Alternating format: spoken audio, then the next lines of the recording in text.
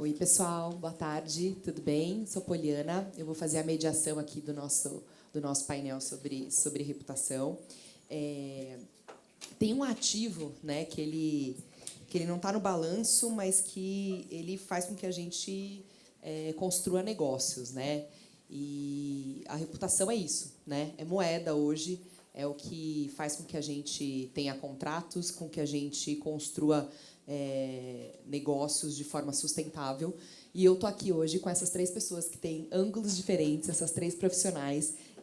A Passa, que está muito mais olhando ali como a influência e esse mercado, né, a estrutura e a governança desse mercado nos ajuda a construir reputação. A Elisa, que é literalmente uma ponte entre reputação e negócio, e a Karina, que transforma imagem em contrato e contrato em equity, em resultado.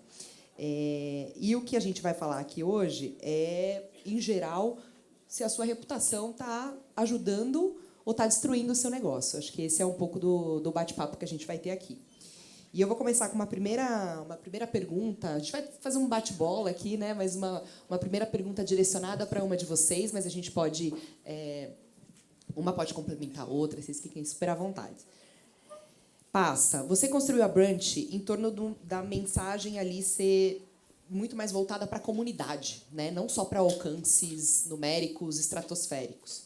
E isso hoje é uma característica que muitos negócios precisam e nem todos têm, né? Eu queria que você me falasse um pouco por que número de seguidores é o pior indicador que a gente pode ter, que existe, né? E o que as mulheres nesta sala deveriam estar medindo no lugar dele. Nossa, gente. Boa tarde, tudo bem? Que delícia ver essa sala cheia, gente, cheia de rostinhos femininos, né, gente? Vamos lá. Você sabe por que não deveria olhar para isso, gente? Porque é muito barato comprar. Se vocês procurarem agora no Google, não precisa nem no Google mais, a gente pode entrar em qualquer IA, no Gemini, no Claude, onde vocês entrarem e perguntarem assim, onde eu compro o seguidor, ele vai te dar uma lista de possibilidades de onde você pode comprar, ele pode fazer uma série de análises de onde é mais barato, enfim. Porque é isso, gente, virou um mercado comprar seguidor. E isso é muito fácil, é um número muito rápido e fácil de manipular. Quem que vai estar comigo? Quem que vai construir comigo? Até onde eu posso ir? O quanto que isso me gera de resultado, né, para o negócio, valor para o negócio? Dá para colocar mecanismo nisso tudo? Como é que é o teu dia a dia para tentar valorar o que a gente está falando aqui de reputação, imagem, confiança e tudo mais? Dá sim. Boa tarde, gente. Boa tarde, Poli, Karina, Ana. É um prazer estar aqui. Eu acho que a gente está vivendo uma transição, né? Já tem um tempo.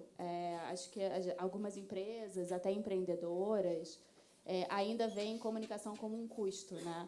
E, no fundo, eu acho que comunicação é um ativo, né? Então, eu acho que quanto mais cedo as empresas e as empreendedoras olharem tanto marca pessoal quanto marca corporativa para esse ângulo, a gente vai entender que o gasto com comunicação e reputação ele gera valor, né?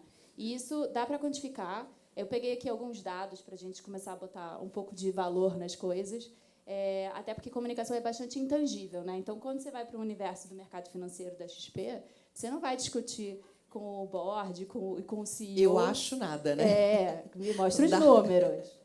Então, na verdade, eu levantei uma pesquisa que foi feita com mais de 500 empresas da S&P, que são as 500 maiores empresas do mundo, né?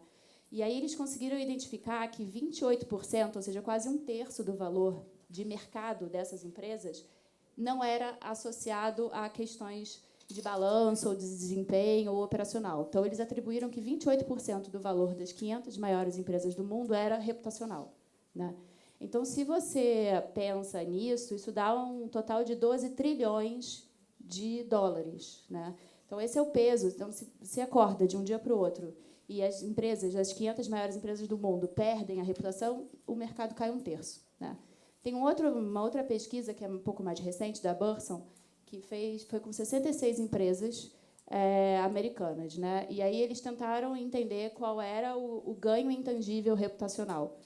E aí eles chegaram a uma questão que empresas elas têm um ganho, quando elas têm uma boa reputação, elas têm um ganho adicional de retorno para o acionista de quase 5%. Então, se você botar 5% de crescimento, né, no ano para todas as empresas de capital aberto do mundo, você chega a 7 trilhões de dólares, que é equivalente a Tesla, Amazon e Alphabet juntas, né, de valor de mercado. Então, no fundo, quem ainda não está olhando para isso vai ter que olhar, porque não adianta mais ter um bom balanço, não adianta ter um bom desempenho, não adianta fazer um bom trabalho se você não é percebido dessa forma. E aí eu acho que esse ponto é onde a gente se conecta aqui, né? Porque isso vale tanto para as empresas quanto para as pessoas. Eu quero fazer uma conexão disso, porque a Karina falou. Você costuma dizer que é esse encaixe entre marca pessoal, né, a PF com a PJ, né? Eu queria te perguntar, para uma empreendedora, né? Vamos pensar que aqui tem algumas das pessoas podem estar em empresas, outras podem ser empreendedoras. Onde fica essa fronteira entre a reputação pessoal e a da empresa, e como a gente protege as duas quando elas estão fundidas ali no mesmo nome, por exemplo, da Sabrina, que a gente conhece super bem, ou de outros exemplos que você quiser dar? Qual é o risco e como a gente trabalha essas duas coisas tão conectadas quando elas estão? Eu acho que é mínima ou cada hora mais não tem mais esse limite, né? Porque quem está à frente de uma... Vou dar um exemplo na Sato, assim. Eu acabo sendo a pessoa que representa a parte corporativa, né? A Sai, ela é sócia criativa, de imagem, mas, no final, se uma das sócias comete alguma falha, né, em algum momento, isso acaba respingando na empresa, e se a empresa cometer alguma falha, vai respingar em uma de nós também. Então, eu acho assim que ali a gente tem que ter um alinhamento muito forte, né? Ter a mesma... Por isso que a nossa empresa, que é uma empresa em faturamento, uma empresa de um porte maior, mas em tamanho, ela é quase uma boutique, em time todo, e a gente acaba representando muito ela. Eu acho que a gente tem que trabalhar com a cultura muito forte e entender que que está totalmente conectado, assim, as atitudes, né? Onde a gente está, o que a gente fala, o nosso estilo de vida. Não adianta... hoje, entenda assim, a Sato, ela tem essa busca. Hoje, a gente traz um artista novo quando algum outro sai. Então, assim, a gente tem um limite ali, porque dá muito tempo para a gente treinar os agentes, né, que cuidam deles, que fazem os planejamentos todos. Então, assim, não adianta... E as pessoas procuram muito pela atitude da Sabrina também. As pessoas estão lá hoje, os artistas, pelo comportamento dela no mercado. Então, quando ela faz alguma coisa errada, repercute em todo o nosso, né, sistema, nosso ecossistema. E assim, a gente tem muita confiança. Todas as vezes, no começo, quando a gente tinha que explicar a forma da Sabrina de agir, quando a gente vai falar com uma marca, eles querem saber quais são os planos dela, né? Ela vai estrear algum programa esse ano? Ela vai estar no Carnaval ano que vem? Ela vai lançar algum produto? Ela tem alguma viagem? Todo mundo quer saber tudo, né? E assim, hoje eu não preciso mais ficar sentando nas reuniões e falando: olha, a Sabrina, ela não pode confiar nela, que ela não vai cometer nenhum escândalo nesse próximo ano, né? Pode assinar um contrato de um ano com ela tranquila. E assim, hoje, por exemplo, a gente tem um contrato da marca de óculos dela, por exemplo, que é um contrato que já tem 15 anos e ele vai até 2035. Então, isso é reputação, né? Uma marca, uma fábrica que para tudo, começa a desenvolver, crescer, distribuir no Brasil. Então, assim, e é uma coisa que a gente mostra muito para eles, que, para a gente construir uma marca pessoal para eles têm que entender que tem uma responsabilidade de inúmeras pessoas trabalhando com eles, trabalhando para eles e fazendo tudo isso. É muita família que depende daquilo. Então, até para eles se posicionarem politicamente ou não, né? Olha, tudo bem, você é livre, mas você representa tudo isso aqui. Essas pessoas, você já tem a sua reserva ali no banco, mas e todas essas outras pessoas que estão dependendo de você? Então, a gente trabalha muito isso com o casting. Responsabilidade, né? O que eles representam e muito isso, esse feedback de imagem o tempo inteiro. Olha, você fez isso, repercutiu naquilo. Quer continuar fazendo? Né? E aí a gente vai construindo. É análise da reputação É. o tempo todo, né? Passou o final de semana, toma aqui sua análise de reputação para ver qual que é o impacto no negócio porque daqui a a gente pouco. ouve muito, mas é o meu livre-arbítrio. Não, seu livre-arbítrio, mas isso vai ter essa consequência depois, né? Então, hoje a gente trabalha muito assim. Legal. Ô, Passa, nessa linha, a Brunch é a agência, né, da faxina boa, da grana preta, da TPM, né, que não sei quem tem mais de 30 aqui, que tem uma saudade da TPM, e aí veio super legal no digital agora, que leva, eu acho, essa coisa de letramento, não só financeiro, mas de todas as temáticas, para públicos que historicamente foram fora do sistema, né, de conhecimento de algumas pautas. Até que ponto a influência, que é esse lugar que você está, que eu estou também, redistribui, você acha, esse acesso ao capital, ao conhecimento e essa responsabilidade, né, para as pessoas sobre sua própria marca e sobre, acho que especialmente nesses casos aqui, quem opera o mercado não é necessariamente só quem tem hoje voz. Hoje todo mundo consegue ter voz e graças a esse trabalho, por exemplo, que a Brunch faz, a gente tem referências melhores do que a gente tinha há 15 anos só ou há 20 anos, né? A gente consegue falar, opa, essa mulher aqui, eu posso me inspirar nela como uma empreendedora ou como uma autoridade em determinado tema. Como que você vê essa redistribuição de informação através da influência que vocês fazem por esses nomes, por exemplo? Você falou sobre a gente, né, se inspirar em alguém que pode ser uma autoridade, uma especialista, e às vezes a gente se inspira naquela que se parece mais com a gente, né? Nem precisa ir longe, né? Não precisa ser alguém com termos técnicos, não precisa ser uma pessoa com as melhores formações, com os maiores clientes. Às vezes é só alguém que vive a mesma realidade que você.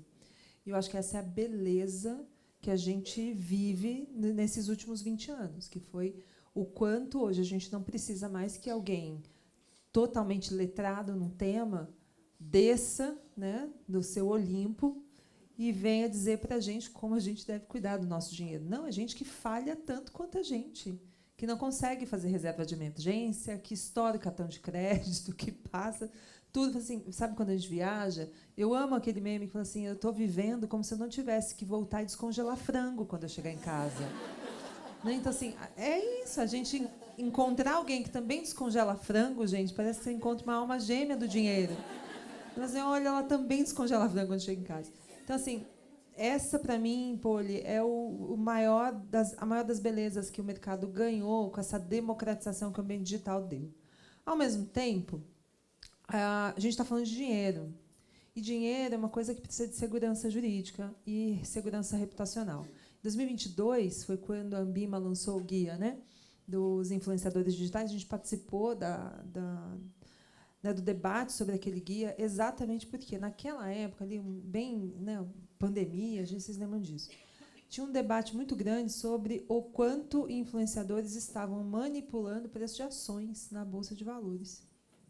Porque, dependendo do que ele indica, as pessoas saem, o CPF sai correndo para comprar. Vocês viram a quantidade de CPFs que entraram na Bolsa, né, gente? Não é novidade para vocês. Então, teve um papel que a Ambima tentou desenhar ali no 21 e 22, que foi ajudar as pessoas a entenderem do lado do influenciador. Para você recomendar, pera lá, você tem que ter uma série de certificações aqui para você fazer isso.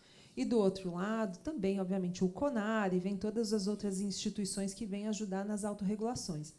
Para mim, o ponto que a gente vive hoje, Poli, é um ponto de inflexão, porque daqui para frente, quem não mudar e quem não entrar numa dinâmica responsável e profissional vai ficar para trás. E vai mesmo, porque acho que a gente, ao longo dos últimos anos, a própria pandemia proporcionou isso, que a gente pudesse ser mais maleável.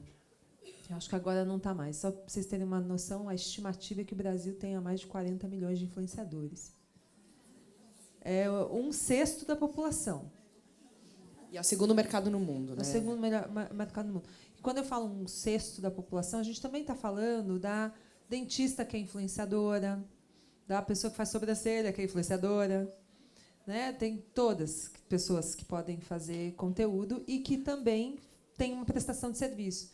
Então, tem todo um universo hoje de criação de conteúdo que é parte do modelo de negócio de muita gente. Pode ser você uma dona de loja, pode você ser uma boutique, agência, pode ser você um banco, pode ser agência. Né? Todo mundo entende hoje que a criação de conteúdo não é mais aquilo que era quando a gente começou, né, criando e trabalhando com isso, uma extensão e uma expressão da nossa identidade. Antes fosse, talvez essa seja a visão mais poliana que a gente possa ter do ambiente digital de hoje, 2026. Hoje é estratégia de negócio. Criar conteúdo não é mais, eu vou postar aqui por quê? Porque eu estou feliz. Né? Às vezes você faz isso lá no seu perfil privado, né, posta o seu frango descongelando. Mas a real é que assim, é muito mais complexa a dinâmica do dia a dia, de figura pública, principalmente. E das empresas entenderem que criação de conteúdo é parte disso. Mas, agora, voltando lá para o território financeiro, tudo que a gente viu ao longo dos últimos anos, em termos de democratização do acesso a aprender a lidar com dinheiro, ela não veio necessariamente de quem sabe mais que a gente, mas veio da gente encontrar alguém que se parece com a gente, que vive realidades próximas da nossa.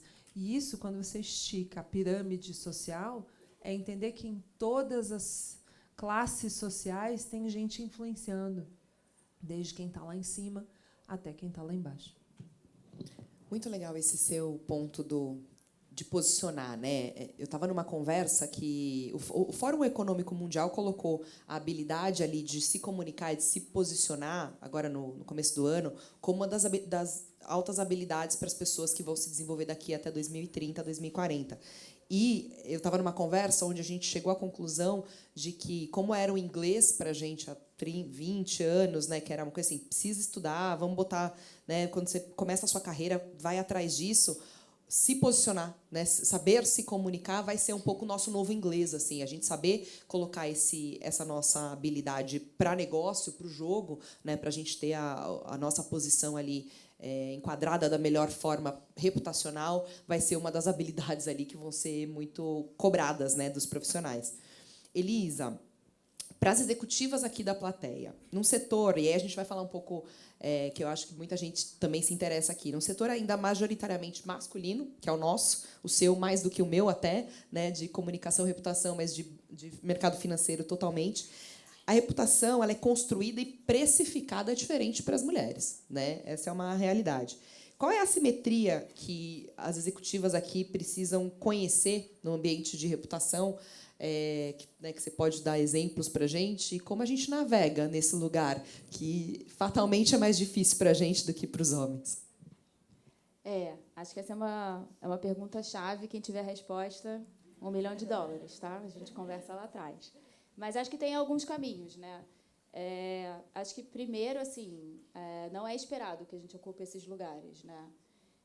E eu acho que a gente ainda pede licença. Eu, muitas vezes, me pergunto se eu deveria estar em alguns ambientes, né? Porque as pessoas não te convidam para estar lá. E até nesse lugar novo, né? Vai fazer um ano ainda de XP, e acho que o mercado financeiro, como um todo, ele ainda tem que trabalhar a inclusão, né? A gente está falando da inclusão de gênero, mas tem tantas outras inclusões que a gente ainda precisa fazer. E aí eu tive algumas brigas comigo mesma, do tipo, cara, será que esse lugar é meu ou eu estou roubando ele? Né? E eu acho que é isso. Assim, acho que a primeira dica é que ninguém vai te dar esse lugar. Né? Tome. Né? A segunda é que representatividade importa. Então, eu entendi que quanto mais eu fazia um trabalho que as pessoas se identificavam, mais elas entendiam que elas podiam estar ali. Né? Então, para o meu time que está ali, para outras meninas que estão dentro de um ambiente financeiro, quanto mais eles veem mulheres em lugares que não são esperados, mais elas sentem que elas podem chegar lá. Então, que bom, porque a Elisa, de 20 anos, não achou que ela ia estar ocupando esse espaço. Né? Então, eu acho que é isso. Assim, eu acho que... e acho que tem características femininas que hoje estão muito demonizadas, mas que elas ajudam muito. Né? Então, a sensibilidade, a intuição, o jogo de cintura, o quanto a gente navega bem, o quanto a gente faz 1000 coisas ao mesmo tempo. E eu acho que a gente navega bem em ambientes complexos. Então, no painel passado, né, estava falando muito sobre a sobrecarga e a questão da performance. E acho que as mulheres, ainda por cima, ainda têm a expectativa da sociedade, porque talvez a própria mulher nem queira isso, né? Mas de conciliar a carreira, filhos. Então, a pessoa tem que estar malhando, ela tem que estar com a unha feita. Aí, pintou o cabelo para estar na palestra, mas o filho está doente. Mas aí você fez a apresentação, tá? Mas aí tem comida, você foi no mercado, e papel higiênico acabou. Então, assim, eu acho que essa dificuldade que a gente tem de navegar acaba ajudando a gente no ambiente. Então, eu acho que, principalmente no ambiente masculino, isso faz falta, né? Então, eu acho que se você chega, se você se sente pertencente, mesmo sem ser convidada, você vai se desenvolvendo, a gente vai ter que remar mais. Não existe... É difícil, é mais difícil mesmo. Mas eu acho que quando você chega numa posição de liderança, eu acho que tem muitas habilidades que ajudam a gente a navegar e eu acho que a gente acaba se destacando e cresce, né? E aí, quando a gente crescer, a gente tem que abrir espaço para quem não cresceu ainda. Porque a gente vai partir de pontos de vista diferentes, a gente vai ter formação diferente, então a gente tem que ser inclusivo, né? Então, entender da onde a pessoa está partindo e o que ela precisa para se desenvolver. O mercado financeiro é bastante restritivo, tem que falar inglês, tem que fazer apresentação, tem que ler números, tem que mexer em Excel. Então, olha quantas restrições o mercado cria, né? E eu acho que o nosso papel se a gente chegou lá, a gente deveria sempre garantir que outras cheguem junto com a gente. Se vocês quiserem complementar, fiquem à vontade. Queria muito, sabia? Eu vi ela falando, falei, gente, tem uma coisa Eu que... imaginei que esse é um tema que todas nós... Ele pega muita gente, né? Tem uma frase que ela é fatalmente motivadora, que é dizer que você não está pronta, você não está... Vai e faz. Gente, isso para homem pode funcionar. Desculpa, funciona para gente? Não funciona. A gente não pode se dar o luxo de não estar pronta. Antes fosse, eu adoraria poder estar nota 8 e conseguir me aplicar para uma vaga maior. Ou tentar uma coisa maior. A gente tem que estar 150%. E ainda que a gente saiba que a estrutura lá fora entende exatamente isso, que a gente precisa estar 150%, isso que ela falou e que pega muito para essas gerações de agora, vocês devem entender isso, que às vezes a gente vai receber um feedback negativo. Na verdade, a gente vai receber muitos feedbacks negativos ao longo da vida. E, às vezes, é só sua liderança tentando te dizer que ela acredita em você. E não que ela está para você levar isso para o pessoal. É só ela estar te mostrando assim, você está errando e você precisa ser boa, porque senão você não vai subir. Porque se fosse um cara, se ele fizesse nota 6, estava lá, sendo promovido, não é? A gente precisa ser muito melhor. Aqui, Então, ouçam essas lideranças que já estão subindo e que estão conseguindo levar outras junto. E quando ela disser não está bom, não está bom. Faz de novo. E aceita que a gente também tem que sim cobrar da gente esse tempo, até que o mundo lá fora melhore. Bom, talvez a nossa geração não veja isso ainda. Espero que a da minha filha veja. Mas, enquanto a gente não puder ver isso, a gente não pode contar com uma benevolência de aceitar que a gente também pode aprender no caminho como os homens conseguem. A gente tem que estar pronta. A gente sempre paga um pedágio, né? A gente e paga, acho que reconhecer também torna a luta menos dolorosa, assim. A gente partir do, né, não dá para ignorar as coisas que estão postas. Então, vamos trabalhar com a verdade para que a gente chegue em posições onde a gente possa mudar essa verdade. Se alguém tivesse falado isso para a gente há 20 anos, a gente chegaria um pouco menos iludida de que com nota 8 passava, né? Esquece. Karina, dentro desse lugar, que eu acho que é um lugar bom que a gente está falando, você saiu de um lugar de só gerir talentos ou gerir a imagem das pessoas para ser sócia de um negócio. Eu acho que tem uma coisa aqui interessante para a gente, que é como uma mulher converte, né, essa reputação acumulada da Sabrina, de todos os artistas que você falou, em carteira e dona e sócia. O que para você foi essa virada de chave? Qual foi o teu pensamento? Coisas que você fez ou coisas que você queira nos contar sobre, opa, eu não sou mais só gestora de talento, eu sou sócia de um negócio aqui que gere reputação também. Eu acho que é a forma da gente trabalhar mesmo, com muito planejamento, né, e entender muito o mercado, porque a gente foi se aprofundando muito. Quando a gente abriu a Sato, era a época do fax, né, do DOS, do computador, acho que tem muita gente aqui que nem conhece. Então, assim, e aí a gente foi acompanhando as mudanças de mercado e eu falava assim para o time, gente, a gente não pode ficar old school, vamos entender o que está acontecendo.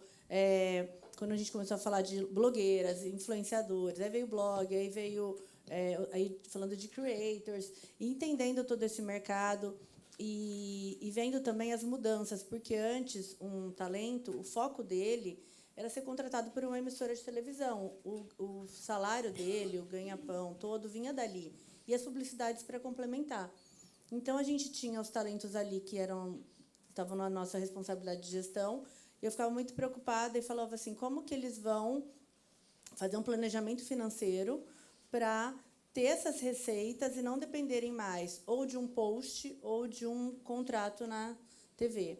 E aí foi a hora que a gente foi dividindo ali o talento que a gente cuida com os skills deles e buscando empresas no mercado que ou já estavam alavancadas ou que estavam no início, mas precisavam ali, na hora de montar esse planejamento dela, uma imagem, né? Uma pessoa que viesse para divulgar, para criar junto, para abrir portas, né?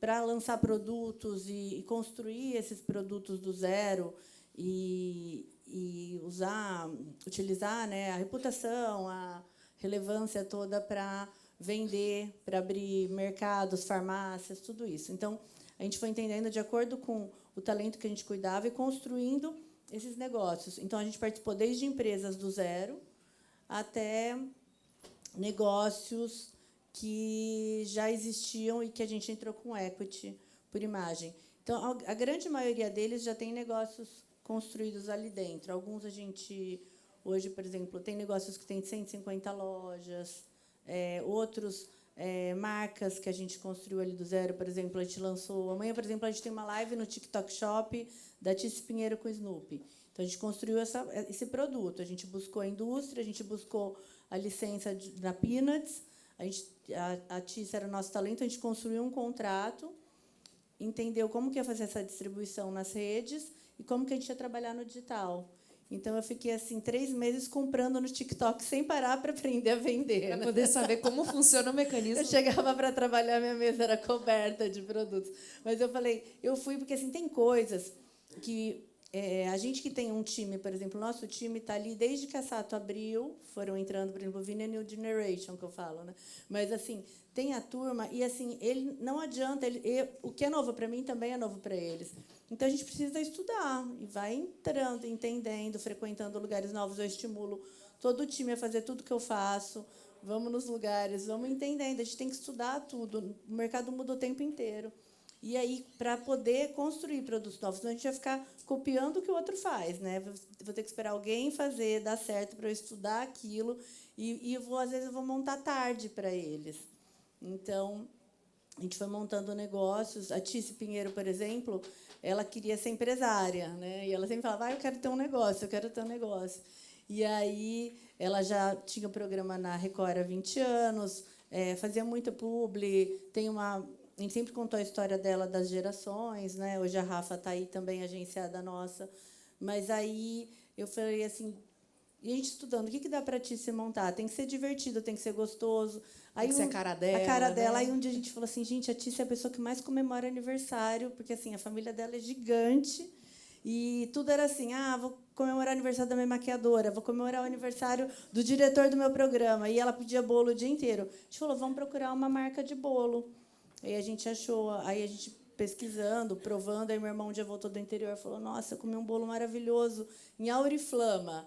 A gente, vamos atrás. Aí a Flame, que é a marca que ela é sócia hoje, já tinha 35 anos, elas tinham mais ou menos umas 18, 20 lojas na época, e aí a gente foi entender como que a gente também podia impulsionar eles, né, a crescer. A gente fez uma imersão na empresa, a Tice entrou, hoje ela é sócia, e divulga nas redes sociais dela, faz muito aniversário, né? Mas entrou na conversa de vida dela. Legal, não conhecia esse case, então, assim, não. a gente Sabia, vai legal. sempre montando a sociedade de acordo com o perfil. Muito legal. A gente está chegando no final, então quero fazer uma pergunta para vocês três, para a gente ir para o nosso final. Qual, na visão de vocês, é o ativo reputacional mais subvalorizado pelas empresas, pelas pessoas? A gente trata mal, não cuida, não. Qual que vocês acham hoje que é o mais subvalorizado no nosso dia a dia? Se tiver alguém aqui da XP, vai brigar comigo. Mas eu acho que são os colaboradores, tá? E aí eu vou usar o case nosso mesmo, assim. A XP é, né, uma das maiores plataformas de investimento, tem 25 anos, né, 5 milhões de clientes, mas a gente tem 8 mil funcionários.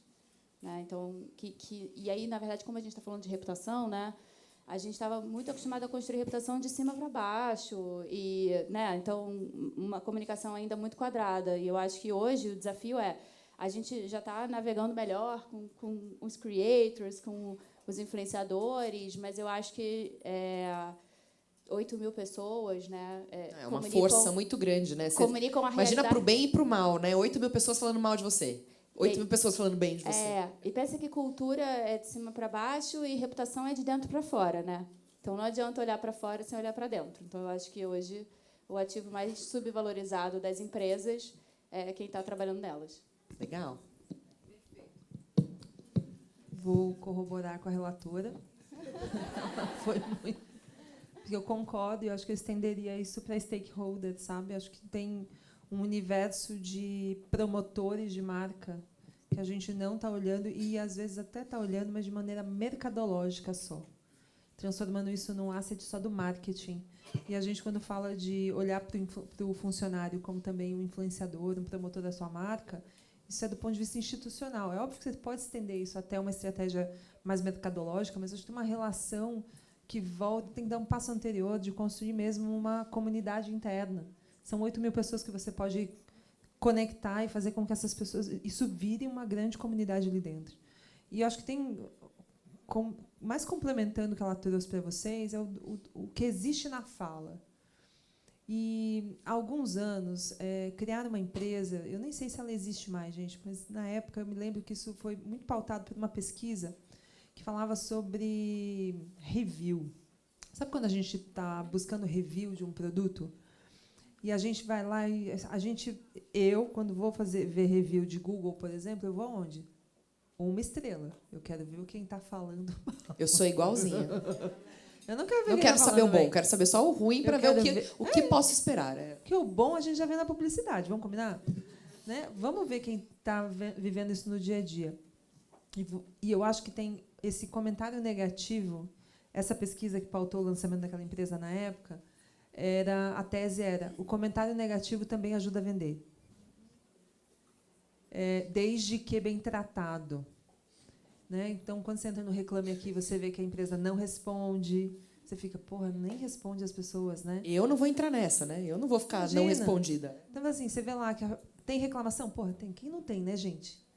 Tem reclamação? Tem, mas 100% respondível. Porra, mas pelo menos dá atenção, cuida. Na época, essa empresa foi comprada pelo Reclame Aqui. Por isso que eu lembrei. Porque eles entenderam que o feedback negativo, eu retomo isso da minha fala anterior, ele faz parte hoje. E aí, eu vou ser um pouco teórica aqui para fundamentar isso. Tem um livro ótimo, que vale muito a pena ler, é uma tijolada na cabeça, se chama Sociedade do Cansaço e Sociedade da Transparência, do Byung-Chul Han. Eu vi cabeças balançando, ele é maravilhoso. Vocês já devem ter lido. Maravilhoso, tijolada, desse tamanhozinho assim, mas é uma tijolada na cabeça. Por quê? Porque ele lembra a gente que a gente está vivendo hoje a sociedade do desempenho. Por quê? Porque a gente está vivendo uma sociedade do positivo. Tudo tem que estar maravilhoso, tudo tem que estar perfeito, tudo tem que estar 10 de 10. Não pode ser menos. E, nesse sentido, se a gente também não começa a olhar o que está lá embaixo e tirar proveito do que está errado, do que está negativo, e aí ele volta da importância da gente olhar também para os dois polos, o positivo e o negativo, se tem alguém te dando um feedback ruim, talvez você tenha ali a sua melhor lição de aprendizado para você melhorar. E, se você cuida desse feedback negativo, você pode ganhar não só um cliente, mas quem está vendo a resposta que você está dando. Então, o funcionário é ótimo, eu também concordo 100%. E o que essas pessoas dessa comunidade à sua volta produzem sobre você e falam sobre você, não precisa ser só positivo. Ter espaço seguro para a gente poder falar também que não está bom e tratar isso talvez seja o grande desafio que a gente tem hoje dentro das empresas. Muito bom. Perfeito. Eu não consegui pensar em nada, então. Então, Segue com a vou relatora. assinar embaixo das meninas. Mas sabe o que eu lembrei? Em função de tudo isso, a gente montou uma EduTech que chama Flint, que é justamente isso, é dar esse treinamento, esse curso para uma empresa como um todo. Legal. Então, a gente tem Quinto Andar, Porto, Natura, Google, que a gente faz justamente isso. A gente treina toda a empresa para falar a linguagem creator e saber falar sobre a empresa, desde a secretária até o CEO, todo mundo passa pelo mesmo treinamento, para falar com responsabilidade, né? E ser o próprio embaixador e garoto propaganda da marca que trabalha. Mas, para isso, o principal é, primeiro, cuidar do colaborador para ele ter essa vontade, né, de vestir a camisa. Ah, legal. Gente, super obrigada. Eu quero contribuir com essa também, porque eu acho que as relações que a gente tem, para mim, é o principal contato de reputação com as pessoas, assim, sabe? Eu já conheci a Elisa, já conheci a Passa, conheci a Karina agora, e é isso, assim, a gente já tem uma conexão. Isso já entrega a reputação, né? Acho que, não sei se tem mais empreendedoras ou executivas aqui, ou pessoas que estão, enfim, academicamente e tal.